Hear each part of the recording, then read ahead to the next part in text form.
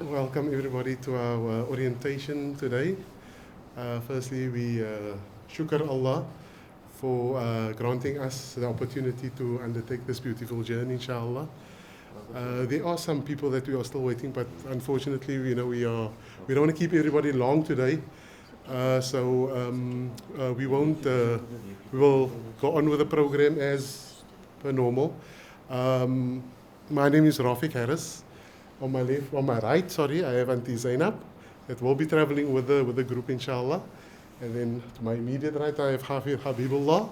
On my left, I have Monna Shabir.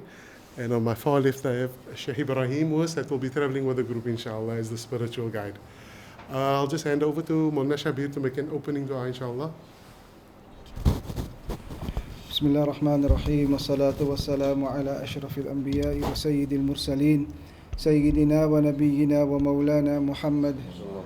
اللهم افتح لنا بالخير واختم لنا بالخير واجعل عواقب أمورنا بالخير بيدك الخير والعافية إنك على كل شيء قدير. اللهم حبب إلينا الإيمان وزينه في قلوبنا وكره إلينا الكفر والفسوق والعصيان واجعلنا من الراشدين واجعلنا من عبادك الصالحين. اللهم تقبل منا إنك أنت السميع العليم وتب علينا إنك أنت التواب الرحيم. اللهم اغفر لنا ذنوبنا وكفر عنا سيئاتنا وتب علينا إنك أنت التواب الرحيم. ربنا ظلمنا أنفسنا وإن لم تغفر لنا وترحمنا لنكونن من الخاسرين. ربنا لا تزغ قلوبنا بعد إذ هديتنا وهب لنا من لدنك رحمة إنك أنت الوهاب.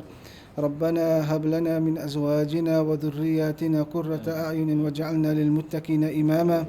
ربنا آتنا في الدنيا حسنة وفي الآخرة حسنة وقنا عذاب النار. سبحان ربنا رب العزة عما يصفون وسلام على المرسلين والحمد لله رب العالمين. Say shukran to Maulana Shabir for that beautiful dua. So we will have, next we'll have Shaykh Ibrahim give us a few words of nasiha, inshallah.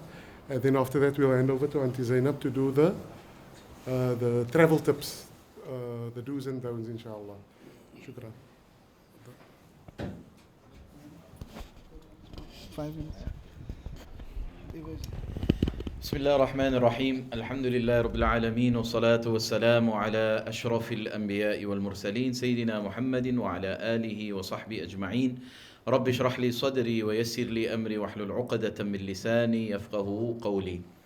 Respected brothers and sisters, mothers and fathers, our children and youth that are here, Assalamu alaikum wa rahmatullahi ta'ala wa barakatuh. Alhamdulillah, it's a wonderful opportunity to be here this afternoon to share some words of advice with you and for myself as well. Alhamdulillah, as Rafiq has mentioned, this is a very momentous occasion, I think, for all of us that are destined to travel shortly, inshallah, to the Holy Lands. And from the offset, we make dua that Allah Ta'ala must facilitate everything for us, inshallah. Allah Ta'ala must make easy the path ahead. And most importantly, that Allah Ta'ala must accept whatever we are going to do, inshallah. Because that is what counts at the end of the day.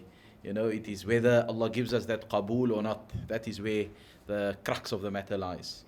But it is a great privilege, it's a great ni'mah, which we immediately we have to be thankful to Allah subhanahu wa ta'ala for this. You know, Allah chooses and Allah selects and Allah makes His own plans. We all, perhaps, as we are sitting here, we have our individual stories. Perhaps how we came to this point and how we arrived at this moment that Allah Ta'ala has facilitated for us, inshallah, to travel to the Holy Lands.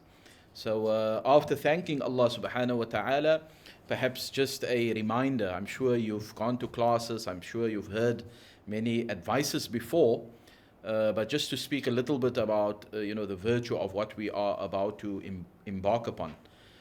So of course, firstly to say that the Umrah, many people consider it to be like a minor thing or a minor journey. And yes, in comparison to Hajj, perhaps you can say it is a minor journey, because Hajj obviously entails much more, right?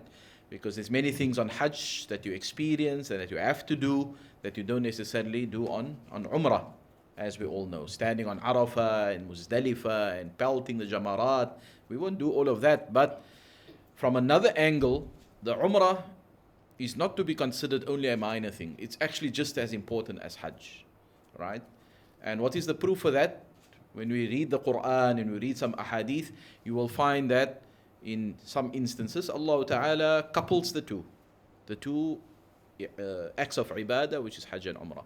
The one verse Allah Ta'ala says in Surah Al-Baqarah, وَأَتِمُّ الْحَجَّ وَالْعُمْرَةَ لِلَّهِ, and complete the Hajj and the Umrah for the sake of Allah. Right? And here Imam Shafi'i, he deduces from this ayah, because Allah mentions Hajj and Umrah in the same verse next to each other, Imam Shafi'i's viewpoint is that Umrah is compulsory and fard, just as Hajj is compulsory and fard. So I want to say to those people who are going for Umrah for the first time, and you are an adult, you are mukallaf, and you are going to the Holy Lands for the first time, just remember, you are actually fulfilling an obligation towards Allah Ta'ala. It is not a minor thing. You are fulfilling something which Allah has ordered and commanded you to do, right? Then we find, for example, in the ahadith, there's many ahadith, but due to time, I'll just quote one hadith, just to show how Hajj and Umrah are both equally important in the sight of Allah Subhanahu wa Ta'ala. So the Prophet ﷺ says in this hadith that is narrated by Imam An-Nasa'i and Ibn Majah, it's a well-known hadith, where the Prophet ﷺ says, Al-Hujjaju wal-Ummaru wafdullahi, that those who go on Hajj and those who go on Umrah, they are the special guests of Allah Subhanahu wa Ta'ala. Notice here, the hadith doesn't make a distinction between a Haji for Hajj and those who are Mu'tamireen, because it says those for Hajj and Umrah, they are the special guests of Allah Subhanahu wa Ta'ala. Now you can imagine, in this dunya, we are obviously taught and we know about this, that when a guest comes into your home, what are you supposed to do as a Muslim, right? It is part of our faith that we have to look very well after that guest. Man kana yu'minu billahi wal yawmil akhir falyukrim dayfa. So authentic hadith, if you believe in Allah in the last day, then honor your guest. That is our duty. You have to honor your guest that comes into your home, no matter who he or she might be. Now you can imagine, if this is what we are commanded to do as far as our guests are concerned, can you imagine if you are the guest in Allah Ta'ala's presence? Because Allah is inviting you. So Allah is the host, and He is going to be hosting you as guests.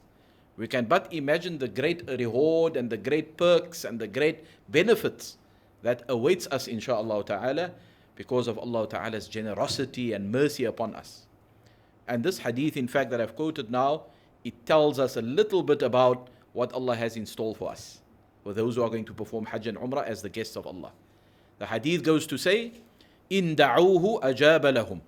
Whenever the people on Hajj and Umrah make dua to Allah Ta'ala, Allah readily accepts those du'as.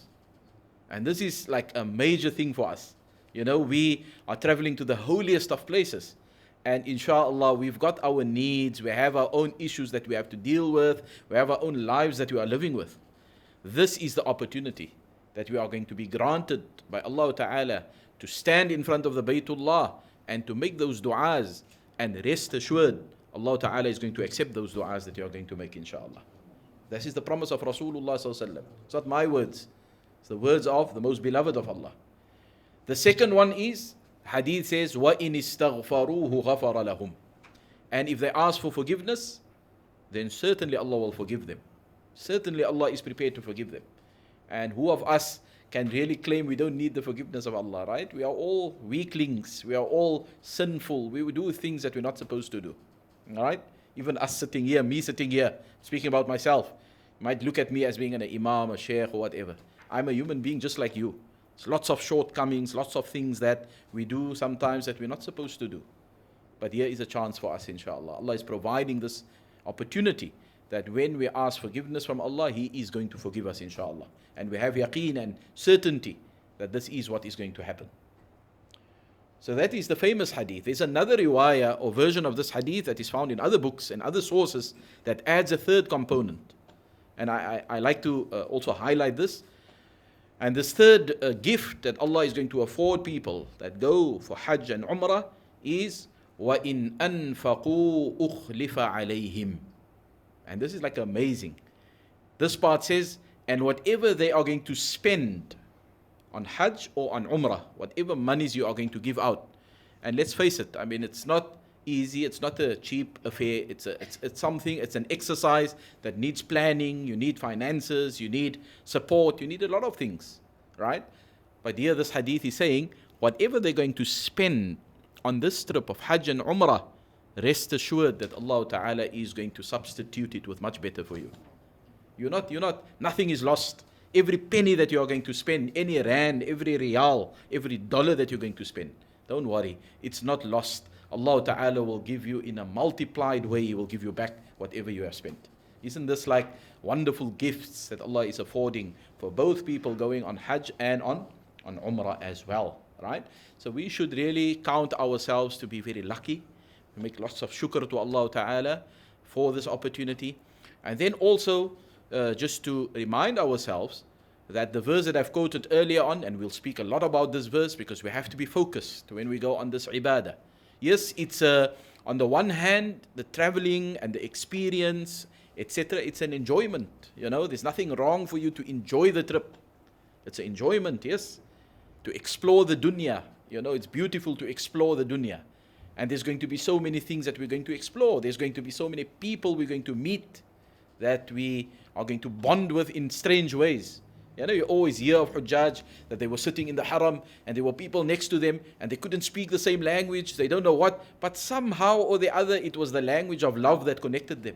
Because Allah says, إِنَّمَا الْمُؤْمِنُونَ إِخْوَةً. Brothers, the believers, they are brothers and sisters to one another. We automatically connect to one another.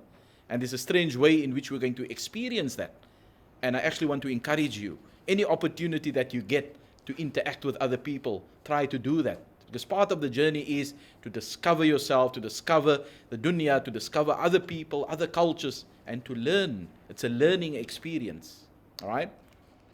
And so, just coming back to this verse, so while it is enjoyment, etc., we must also be aware, it's an ibadah that we need to be focused, our intentions need to stay pure. We don't want to contaminate our intentions with any ulterior motives, because in the ayah that I quoted earlier on, وَأَتِمُّ الْحَجَّ وَالْعُمْرَةَ لِلَّهِ, and complete the Hajj and the Umrah for the sake of Allah. Allah is going to test us. This is part of our test. Why are we doing what we are doing? Are we doing it because we want the neighbors to praise us when we come back? Are we doing it because I want to post, on Facebook that I went for Hajj or Umrah in this case? Am I doing it because I want people to respect me all of a sudden when I come back? Those are all things that we must get out of our minds. We are not doing it for that reason. Whatever we are doing, it is only to please Allah, first and foremost. And that is what we want to get out of the journey, inshallah. And we want to come back in better spirit, in a better spiritual condition. We want to connect to Allah subhanahu wa ta'ala in a way that we've never connected with Him before. And that is going to happen because we are going to be on the most holiest of places. And it is our dua, inshallah, that Allah Ta'ala affords us all our wishes that we have, all our du'as, all our aspirations that we have. May Allah Ta'ala make it a reality for us, inshallah. And may we come back, full of inspiration. Because that is another thing, to inspire others as well. So when we come back, we want to speak about what we saw, what we experienced, what we heard, what we spoke about, so that we can also encourage others as well to take this big step in their lives in performing an ibadah that will transform us completely from one state to another. I'm not going to speak longer than that. I think Maulana said 5 minutes. That was over 5 minutes already, but that is normally the problem. If you say 5 minutes, it's difficult. So because especially Hajj and Umrah, there's so much that we want to share and speak about and so on. But there will be lots of time to do this still. Inshallah, we've got a full almost 2 weeks together. So there will be much to discuss.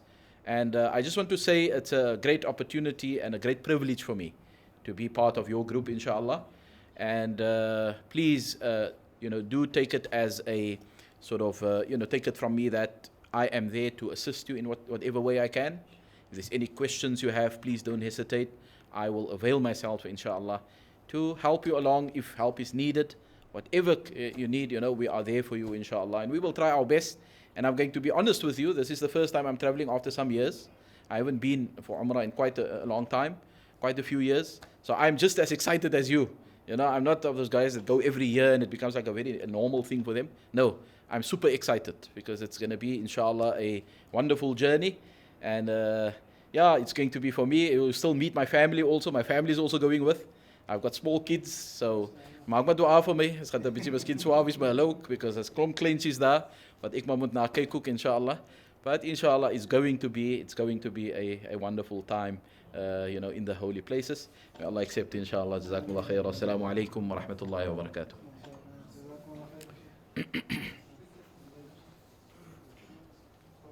Sheikh, you are in good hands. Shaykh Ebrahiem, mashallah.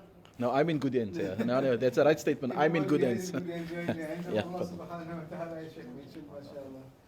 Auntie Zainab will now, inshallah, discuss and share with us some traveling tips regarding the Umrah. Auntie Zainab will be accompanying you for the Umrah, inshallah, so you can take benefit from her vast knowledge when it comes to traveling to the Holy Lands.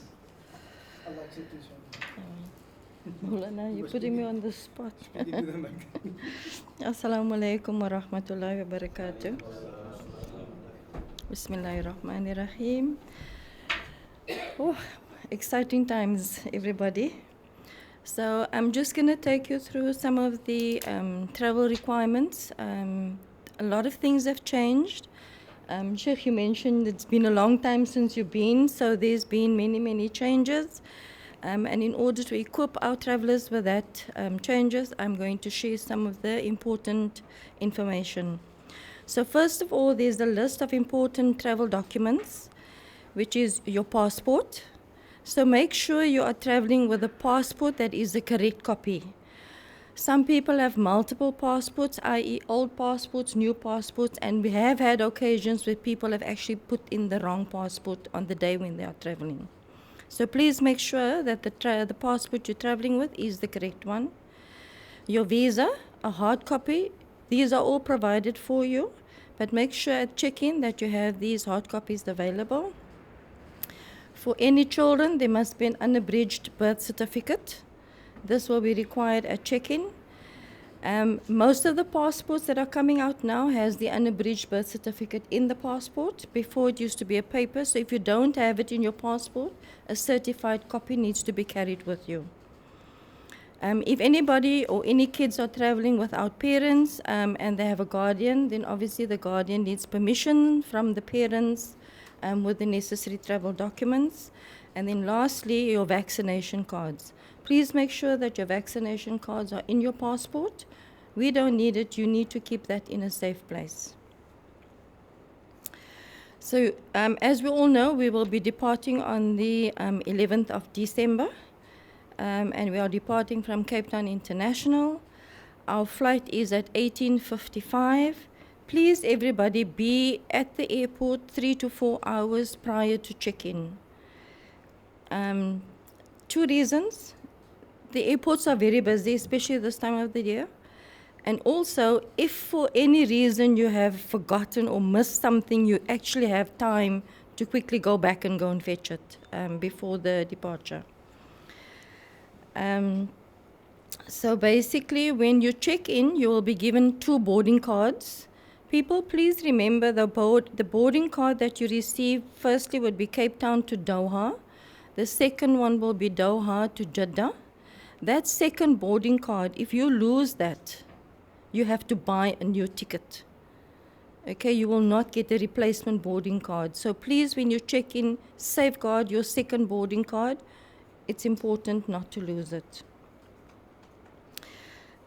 So basically, just regards to check-in, also when luggage is checked in direct to Jeddah. Your baggage restrictions, you're allowed 2 bags of 23 kilos per passenger. I think kids are allowed 1 bag. And you have a carry-on luggage of 7 kgs. Please do not exceed your 23 kilos. If your bag is heavier than 23 kilos, they actually make you unpack your bag. Even though you've sealed it, you have to unwrap it and you have to sort of, so you might think, okay, I've got 20 kilos in the one bag, 24 kilos in the other bag, I'm okay. No, the bag must not be heavier than 23 kilos, okay? If you're carrying liquid, in your carry-on bags, please ensure that the liquid does not exceed 100 milliliters. They will confiscate anything that is more than 100 ml. So you can have multiple of bottles. You can have 10 bottles, but they must not be more than 100 ml. Okay? Power banks, batteries, these must all be carried in your hand luggage. Please don't book that into your onboard luggage. You must carry it in your hand. These are explosive items, and they will ask you at check-in, do you carry any? Please don't say yes, then you've got your power bank in your bag that you're checking in. Okay? So our arrival in Doha is at 5:25. Our connecting flight is at 07:20. So we do have a 2-hour, I won't call it a layover because the airports are massive. So between the one terminal and the other, you've got 2 hours to get to the next boarding gate. And also, if anybody needs the restroom, please make sure that you've told somebody that you're going and allow the group to stay together. It's very important that you all stay together. Though, like I said, the airports are big, and if you lose one person, it's very difficult to try and locate that individual. We are providing you with an Al-Anwar bag. So on the travel, please make sure that you are actually wearing it. It is our way of identifying. I mean, we'll get to know each other, and by the time we come back, we will know who everybody is. But on the day we travel, we still don't know everybody, and that gives us an opportunity to make sure that we have all our passengers on board. So we will be arriving in Jeddah, and there are a few questions around that, which I'm sure Sheikh will answer for you later. But obviously your ihram will be, and I think Sheikh, maybe you'll just touch on the ihram later on. But ihram clothing, please carry that in your carry-on bags. Every boarding gate has got restrooms, so there's lots of toilet facilities for anybody changing. However, we are a fairly sized group, so try not to sort of take too long. There'll be a group, there'll be a line of people, and we have literally less than 2 hours in which to get ready.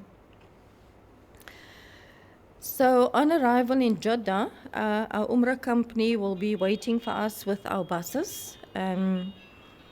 Please ensure that we remain together so that we can all board the bus at the same time. Immigration procedures has improved dramatically. You'll see it is so quick to come through immigration these days. So the process is very quick. So on arrival in Makkah, Sheikh, I think you will elaborate regarding the Umrah and what time. So we'll have mashura regarding that to decide the time of the Umrah. As we're traveling, arriving late morning, our rooms may not be ready on arrival. So please be patient while we await our keys. There are check-in limitations at the hotels, and it's crazy to book an extra day just for a couple of hours because you're arriving a bit earlier. But we will facilitate the shortest possible wait, inshallah. And just a reminder to myself, we're all in ihram first. So on the travel, at that time, let us be beautiful patients in this time waiting for our keys, and obviously before we start our Umrah. So just regards to some of the things that is allowed for you to travel with. So those people who are on chronic meds, ensure that you are carrying a script with you. Nobody will ask you, but just have it just in case. Chronic medication, travel with what you would need for the duration of your flight. And all the other excess medication, please put that in your check-in bags. So there are certain medications that are classified for, and these medications have an opiate derivative, namely tramadol, Tramacet, etc. If you are using that, make sure that you do have a script. Don't travel with more than what you will be needing for the length of your time on travel. Cannabis is allowed in South Africa, but definitely not allowed in Saudi. It could lead to arrest if found in your possession, so please do not travel with cannabis. And then just some of the new things, the Nusuk app, and we will share on the chat if we haven't already, how to download and how to navigate through the Nusuk app. Basically, the Nusuk app is to book your appointments for Rauda. In the past, we had to book Umrah, but it doesn't seem to be necessary these days. And generally, our Umrah company gives us a block booking for Umrah, for Rauda, for males and females. I'm talking about this because there are times where, subject to availability, these block bookings are not available.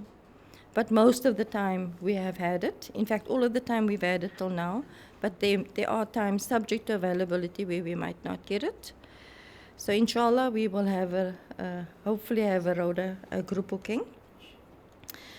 Individuals can book their Rauda bookings. In your pack, you will have received your visa. So once you've downloaded the app and you've navigated through it, I'm not sure if the bookings are open, but you would be able to book your Rauda visit.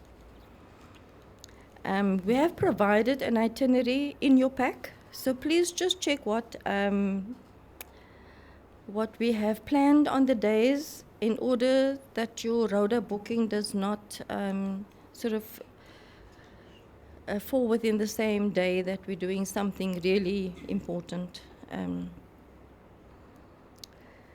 So our package included ziyaras for Makkah and Medina.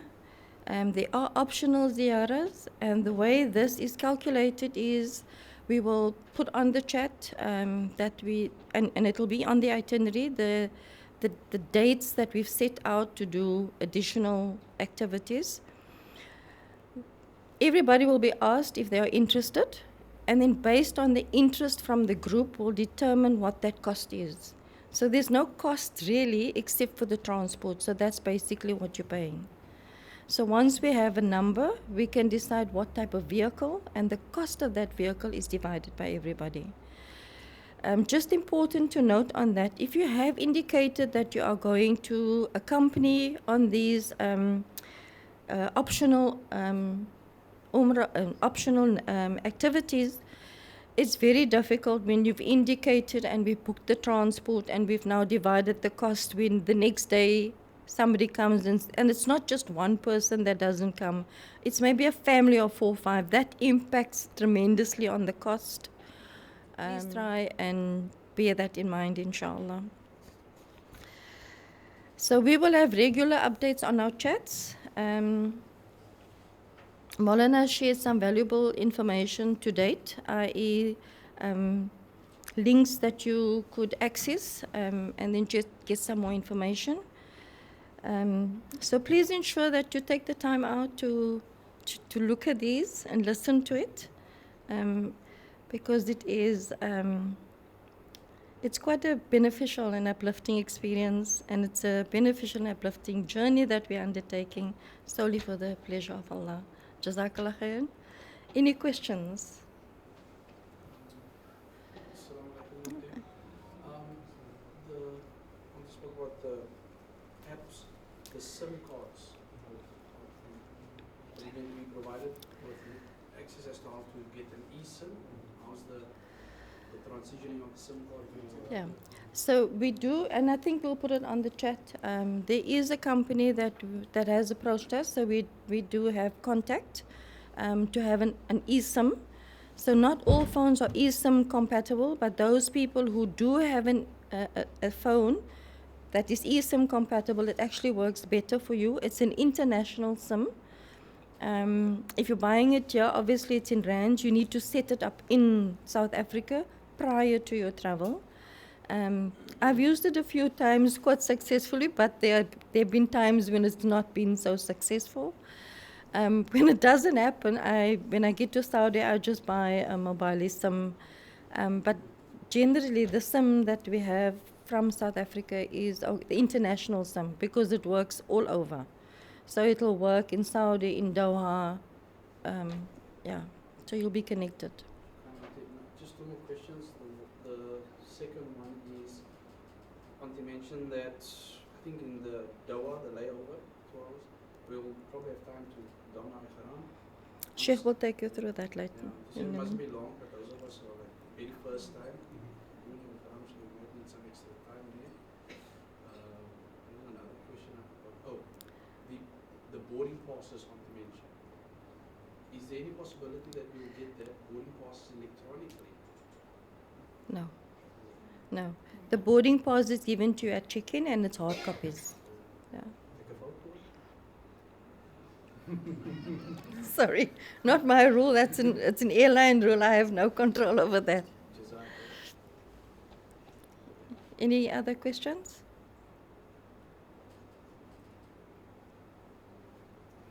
No question is stupid. Some other people will be learning from your question. Okay, one more question, last question. I haven't seen the itinerary yet, but I've been burning to ask this. Is Jabal Nur part of the, is that optional extra or is it? What is this? Jabal Nur. Yeah, it is an optional extra, yeah. An amazing experience, yeah. So if there's no further questions, I think I'm going to hand over to Sheikh now because there were questions. Sheikh. Oh yes. So shukran for that, Rafiq. So there are certain things that's in our control and certain things that are outside of our control. One of them being the airline. So just prior to us issuing our tickets, the airline changed the schedule. So there is a flight schedule on our return. Initially, we would have been leaving Medina at midnight. Now we're just leaving Medina a bit earlier. Okay, so you're still arriving here on the 23rd, but you're arriving earlier instead of later. And we're leaving Medina earlier instead of later. So, okay. It's on their ticket. Yeah. So no further question. I have oh yes, Sheikh Maaf. There was somebody that asked me on a private message, for the ladies, are they allowed to change their clothing? So like for example, if they're traveling in black and they change to white before Umrah.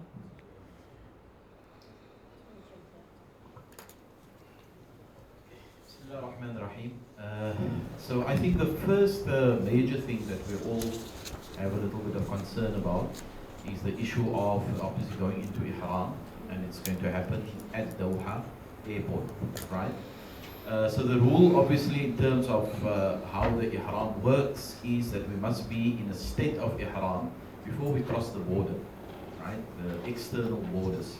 In this case, coming from that particular region, the external border would be a place that is called Qarn al-Manazil, which we obviously won't visit or so, but that is like the border that you should not be crossing over except when you are in a state of Ihram, okay? So I think the suggestion that Auntie made earlier on is a very good one. Once we land on Doha airport, we should immediately move to the gate where we are going to board from. So we must just check what that gate is and immediately move to that direction. And then once we are there, we should then, there might be a toilet very close there in the bathroom, but we can maybe see if there's another one just further down, and we can then share those bathrooms to get ready, okay? So getting ready will obviously entail, normally in usual circumstances, we try to take a shower, right? This might not be possible because of the lack of facilities. There might not be a shower in every bathroom. So in this case, no worries, you can just clean yourself up, you know, in a basic way. So you're not going to be able to take maybe a full shower, it's not a problem. So you take wudu, you just clean yourself up, etc. And then of course, we are then going to don our clothing of the ihram. So for the males particularly, they must obviously carry their clothing with them, which is the 2 pieces, carry it in the overnight bags, and we will, you know, don that at the airport. The time is short, so we will have to obviously move quite quickly to make sure that we don't delay. Then with regards to the women folk, obviously, I mean, there's no restrictions for the women as to what they can wear and cannot wear. If you want to wear any colors, there's no issue in that. although the preferred one is always to wear white if you are able to. Okay, so if you cannot or you don't want to, or it's difficult, you can wear any color. There's no penalty or restriction as far as women is concerned. Okay, so once we've obviously gone into that, we've put on the clothing. Now the next issue that comes is, there's two issues really. So we want to make 2 rak'ah sunnah salah for ihram. Okay, so that we make immediately once we are done, you know, with our donning of the ihram. We'll do that at the airport as well. If we don't see a musalla close by, we can do it wherever we are. Just throw out a towel or something, whatever we have to make our sujood on. And remember, this 2 rak'ahs is sunnah. If you miss it all together, it's not a problem. You know, you've not contravened anything. But if you can do it, it's nice because it's part of the whole process. Now, up until that point, we have donned the clothing, we have made the sunnah salahs, but we are not yet in ihram. Ihram only comes when we make the niyyah, when we go into the state of ihram. Okay? Now, we have to decide now here how we're going to do this, because the usual way to do it is you obviously wait until you are at the border or close to the border, and then you make your niyyah. In this case, we will be in the aeroplane, and they most likely would announce it, etc., right? To say we are now approaching the miqat, so we should be making our niyyah. Sorry? No, not Ya Lam Lam. It will be Qarnul Manazil, because we're coming from the east. We're not coming from the south. Ya Lam Lam is for people coming from the south. Okay, we will be coming from the eastern side towards Makkah. All right. So they will announce that. So the usual thing is that we obviously make our niyyah then, and we go into a state of ihram. And this is important. Once you cross that line, and you didn't make your niyyah, then you're in a bit of a trouble or problem. Right? You have to pay actually a penalty for that, for going over the line without actually making a niyyah. But what is also another possibility is, instead of risking that, of making it actually on the aeroplane and waiting for that announcement, you can make it before then. And I would actually suggest this, if it's okay with everybody. Of course, it's going to mean you're going to be a little bit longer in ihram, but it's not a problem because you're already going to be in ihram anyway, right? So I would say once we've made our salah and we've done our preparations on the airport, let's just make our niyyah there already. Because nothing stops you from making your niyyah before the miqat, as long as it is not after the miqat. Okay? So if people want to delay it up until the plane, they can do that as well. But just for the sake of maybe not, forgetting, or you can fall asleep on the plane, things can happen and you forget, and there you go over the border and you didn't know, right? So just to make it, all that it entails is you will be a little bit longer in ihram. That is all, right? So I suggest we do that. We go into a state of ihram on Qatar airport, on Doha, so which means we are in a state of ihram, so all the prohibitions now apply, no perfume, so you must just be careful of that. Sitting on the plane, no perfume, no cutting of nails, no cutting of hair, and so on and so forth. And I'm sure you studied all of this, and we can also, remind you of that once we get at that particular point. So yeah, I think that is basically the procedure there. I just want to, there's one important thing which it wasn't asked, but I think I must just highlight this issue, and that is our women folk. So very often our women folk, they have to watch their cycles as well, because this creates a bit of a issue in terms of you going into ihram, but you can't actually make your tawaf now because you are in your cycle. Okay, so what is the best option here? And this is a tricky issue. It's not an easy issue just to give an answer to. What I've advised people before is, if you are able to actually keep your cycle away for the duration of the Umrah trip, that will be the best option for you. The reason being, you won't lag behind for anything, right? You won't miss out on anything. Because remember, if you are in a state of menstruation, you cannot make tawaf, you cannot go to the haram, you cannot enter Medina haram, nothing. You miss out on all of those things, right? So I know it's a tricky issue medically, because now you have to watch about the hormones and all of that, but the doctors they are fairly okay with this procedure. When you take a tablet to keep it away just for that duration, and they will tell you, yes, they will, once you go on normal again, there will be a bit of irregularity, but then you come back to normal again after that. Okay, so just consult your doctors on that as well. But this is an important thing, because once you go into a state of ihram and you still have a few days now to wait until you are clean, which means you are in ihram that entire time. You can't scratch yourself where hair is going to come out, you can't clip your nails, you can't apply perfume, lots of things you can't do, right? And you have to wait until you clean and take a shower and then actually go make your Umrah. So just bear that in mind, because that can become quite a sticky issue, you know. So plan your trip beforehand to make sure that those things don't become an obstacle, inshallah. Was there anything else that Auntie wanted to Any questions? Are there any questions? Chef, there's just one thing. So if, because of the time, if it is that we miss the 2-hour deadline to have performed the niyyah, because it's a block booking, generally the seats are all in the same block.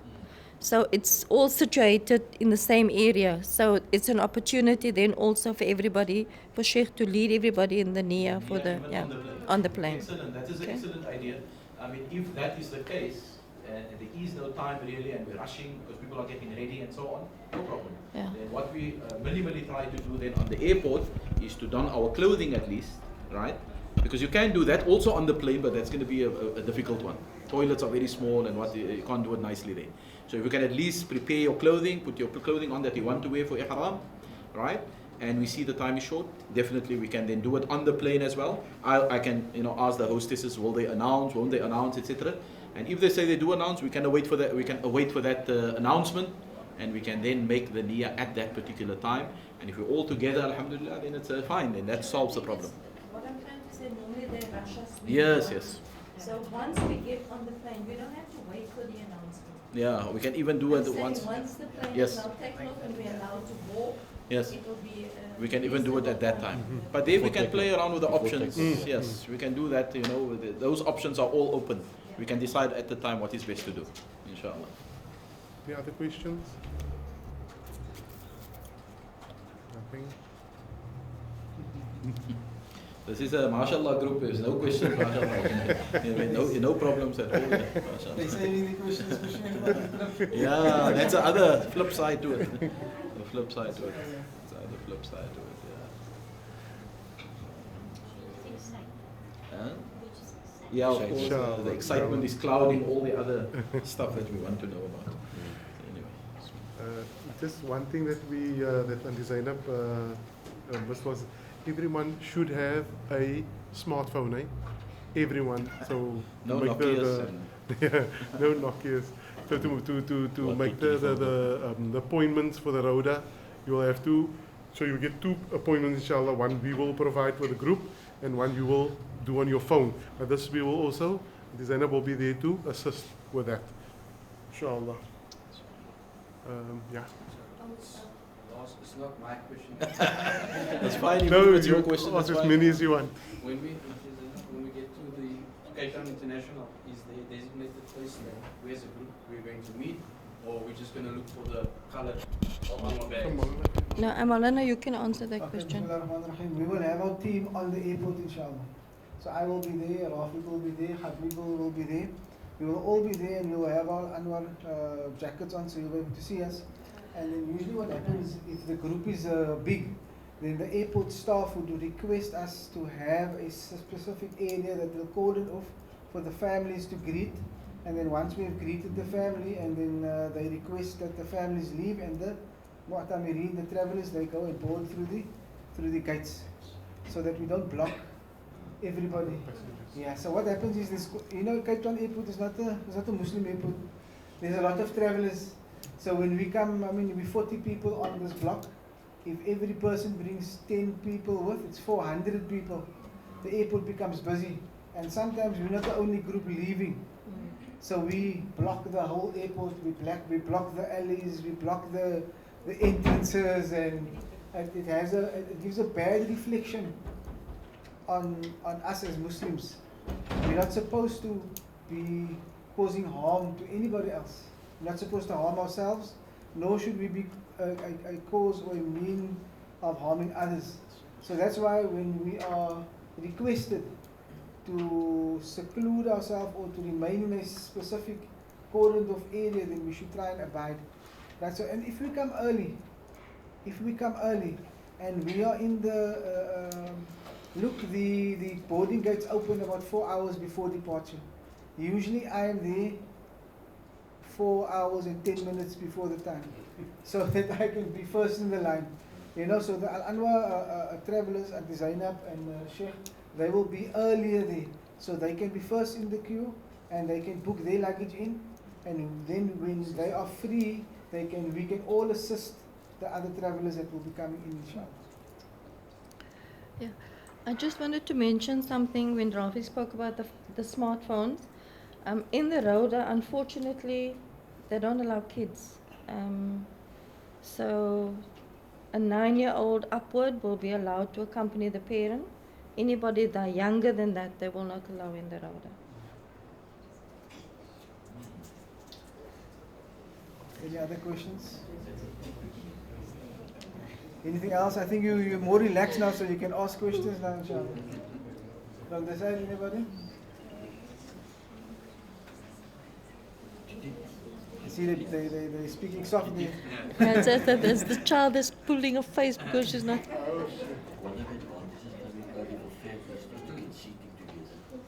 Nee, ik ga die praat van zitten. Yes, Bismillah. All the way from Strand, Indonesia. MashaAllah. Alaikum salam.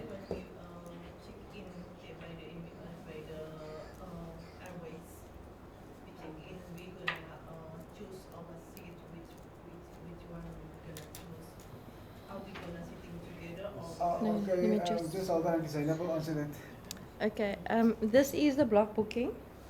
Unfortunately, we don't have access to do any seat allocations. People who want special seats will book and pay for it. You actually pay for a special seat now. You don't get a special seat. You might find husbands and wives who don't have the same surname and not be seated together.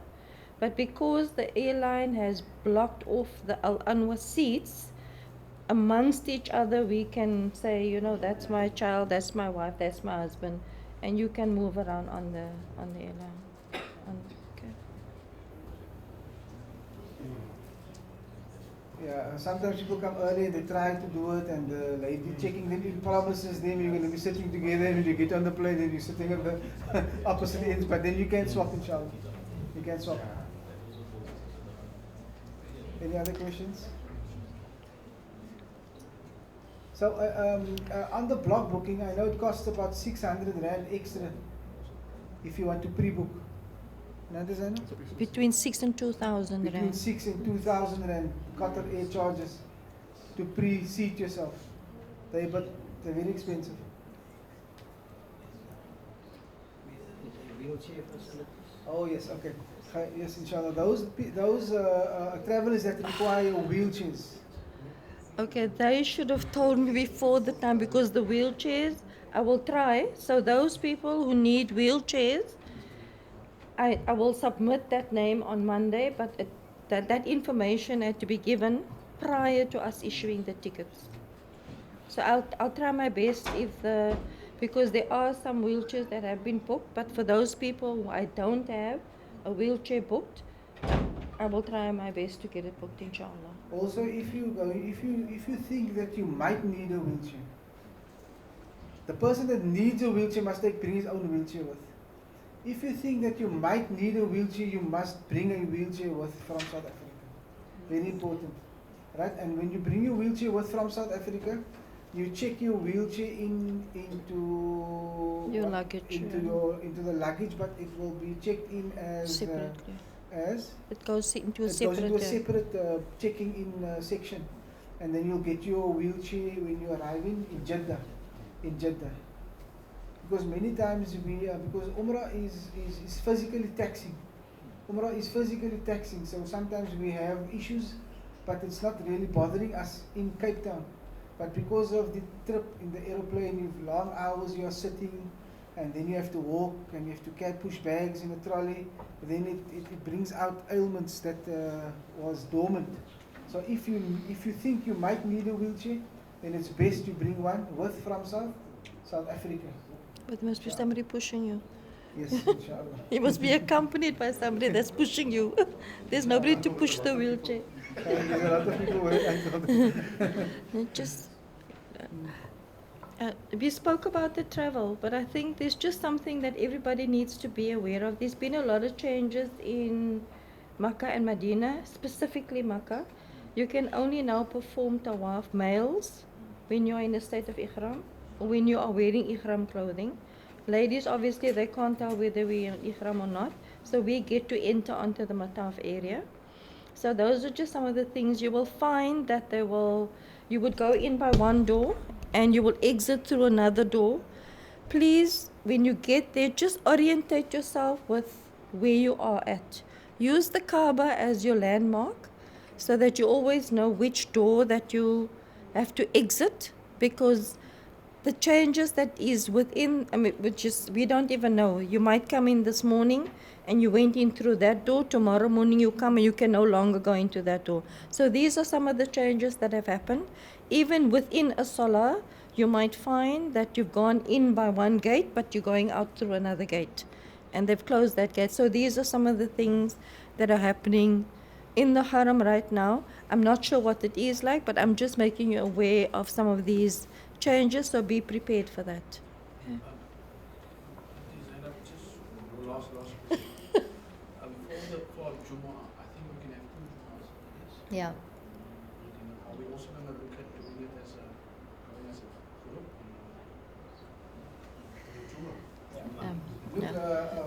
Even the Umrah. Okay, Rafiq was just going to tell you before you asked the question that when you arrive in Makkah at your hotel, the first thing you do is you take a card from the hotel. Very, very important. You take a card from the hotel, and on the card there will be a map that will direct you to where your hotel is in case you separate from the group or you may have to come back on your own and you don't know where the hotel is, so you may have the card. Take a snapshot of your location. And take a snapshot of your location, and what I would suggest also is that if you have a cell phone, which is a smartphone, you have a function on your WhatsApp. On the WhatsApp, you can share your location, live location. So if Uncle is with Uncle's son, then Uncle can share Uncle's live location with him, so that he can track you and trace you wherever you are. Wherever you are. Your kids, if they have cell phones, or if you have your husband and wife, share your live locations with each other. Because the husband is not allowed to pray where the woman is praying. If the salah time is there, then the woman will be making salah on the one side, and the men will be making salah on the other side.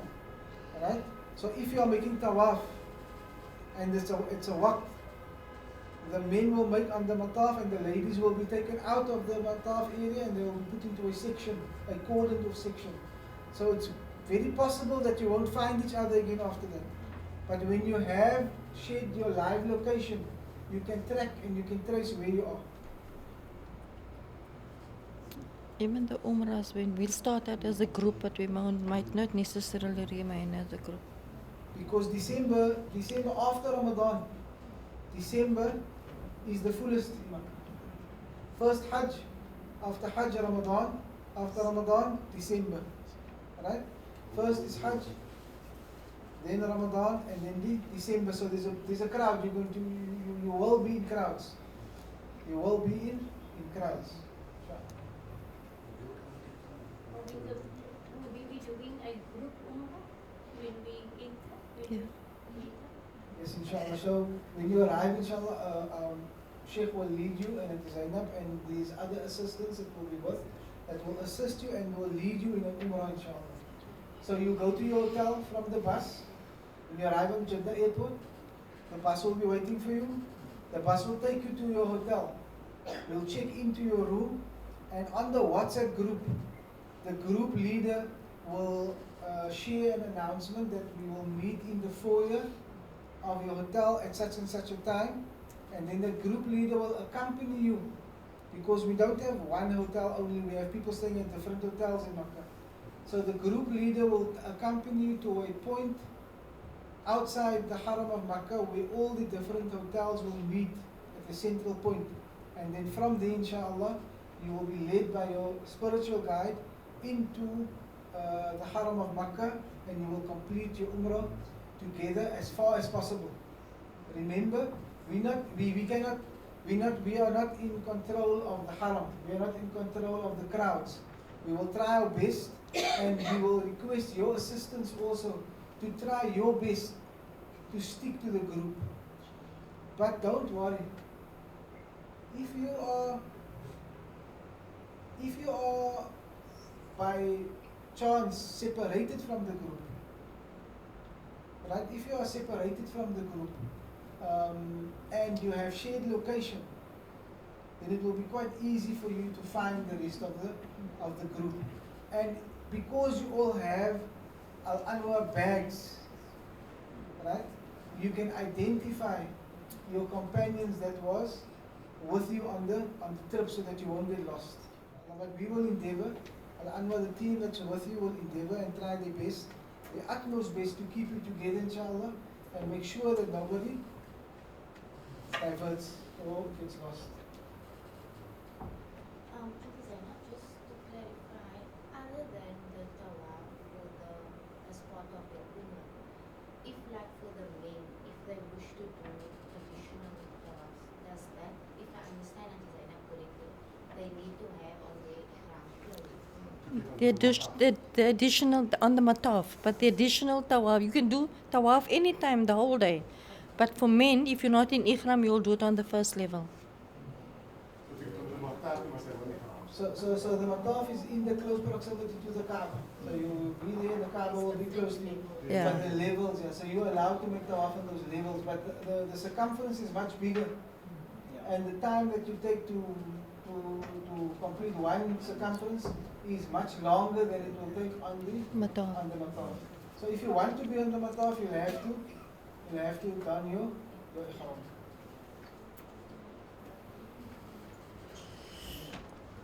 The old people, seniors that cannot do the tawaf walking, our senior travelers that cannot walk 7 times around the Kaaba and that cannot do the Safa and Marwa walking, there are wheelchair facilities inside the haram. There are wheelchair facilities inside the haram. I think it's on the... It's better to use the car. And there's wheelchair facilities and there's cart facilities, golf cart facilities. So the golf cart facilities on the 3rd floor. On the 3rd floor. There's only one problem with the golf cart and the wheelchairs. When we were there now, 2 months back, the entire area where you were It's under renovation. is under construction. So you don't get to see the Kaaba at all. That's the only problem. But it might have changed now. It might have changed now. But don't worry. If you can't, look, don't overburden yourself.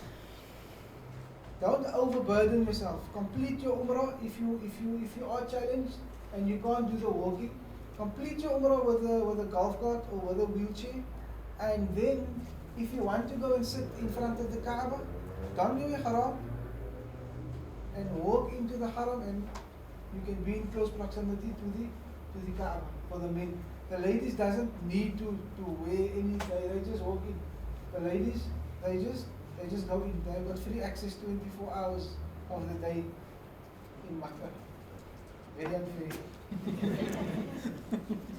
It's by the time the ladies get something. Medina is a different day. The men has the upper hand. We can stand in front of the cover of Rasulullah every day. Every day. The whole day after everyone.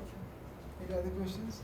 I just want to ask in terms of charting points for our we need to look at international flights or straight to You know, the hotels these days, they've all got USB chargers in there. Just But ignore just- those USB chargers, it's a waste of time. Your phone takes 3 hours and it charges 1%. Right? It takes 3 hours to charge 1%. So it's best you take with you. If you have an international plug, you can bring one with from South Yeah. Africa. But if those, I think Volko, we have people staying in Volko. Yeah. A few people will be staying in Volko, others will be staying in Makarim Ajad. Right? In Makarim Ajad, just opposite as you're walking to the Haram, there's a big shopping center over there.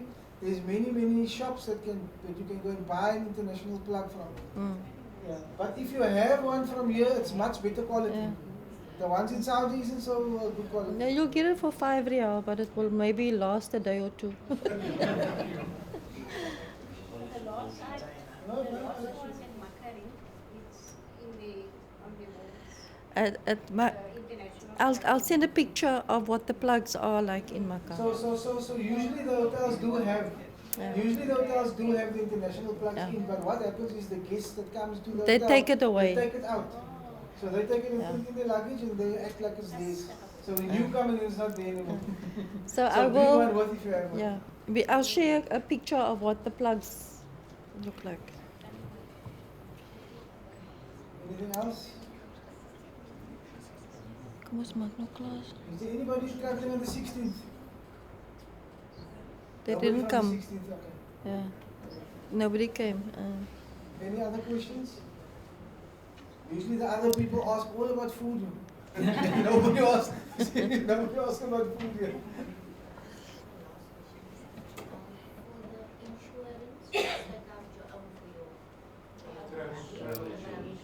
Malena answer. Okay, so we have partnered with Fairbairn Cafe, and you can take the number from me afterwards, inshallah. And those that wants to, remember your visa, your Umrah visa. Your Umrah visa has medical insurance included in your Umrah visa. Your Umrah visa has medical insurance included in your Umrah visa. But only for public But hospitals. only for public hospitals. Right? You can't go to a private hospital with an Umrah visa because they will charge you. How are the public hospitals? That's- Like corporates? No, it's like a, it's better than Gatesville Medical Center. Public hospitals are very nice. Public hospitals are very nice and it's easily accessible. So the process of getting into a public hospital, the Saudi in Makkah and in Medina, there's clinics, right? So if you have a fever or you're coughing or you're sick and you need to go and visit a clinic, right? There's clinics in Makkah. And if you're staying in Makarim Ajr, right opposite Makarim Ajr, there is the towers. Mm. And at the bottom level of the towers, there's the Safwa clinic. The Safwa clinic is over there. So the process is, you're feeling ill, you go to the clinic. The clinic will take your temperature, they'll check you out, and if it's something small, they'll give you medication or an injection and send you off. If it's something which is Allah protect us and Allah grant us good health and our energy, but if it's something serious, they will make the arrangements or they will give you the contact or the address of the hospital and they will send you to the hospital. To the hospital. And then your treatment and everything will be free of charge because that's included in your visa. Everything else, if you lose your baggage, if you miss your flight, or if something happens to you in Saudi which is travel related, you will need insurance to cover yourself for that. Alhamdulillah, we have an opportunity where there are companies that has given us the option of taking out Sharia compliant travel insurance that is compliant with the laws and regulations of Sharia. So Fairbairn Cafe, we have access to those companies and we do consultation on their behalf and we can assist you with that type of insurance. So the insurance cover that you get, the basic entry level, is a insurance of about 5 million rand. Anything that happens to you within 5 million rands cost, they will cover it for you. So your luggage, if you lose your bag, I think they give you 500 rand, but for the nitty-gritty and the small issues, you can just take my number and I will arrange appointments for you. If you are a group of 10, if it's a group of 10 over here that wants insurance, and then you can just give your names to us and we will pass it on to them and they will contact you.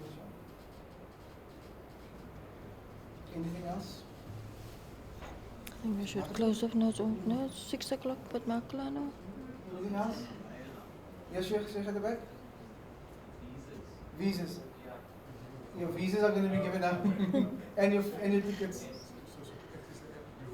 Okay, so I'm going to share now in the group I'm going to share a video with you on how to download the Nusuk app. Right? I will share a video with you on how to download the Nusuk app. And then that video will also show you how to register on the app. So when you have your visa, then your visa number, you need your visa number to register on the Nusuk app. So I'll share that video with you, but if you want, and you feel that you want me to assist you here before you leave, I'm available here inshallah, and I can assist you with the download and registration. Anything else? Closing door. Are we done?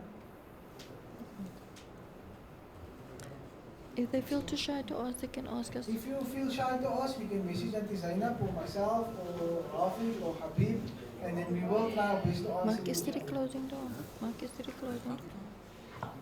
Muhammad, did your photography skills again?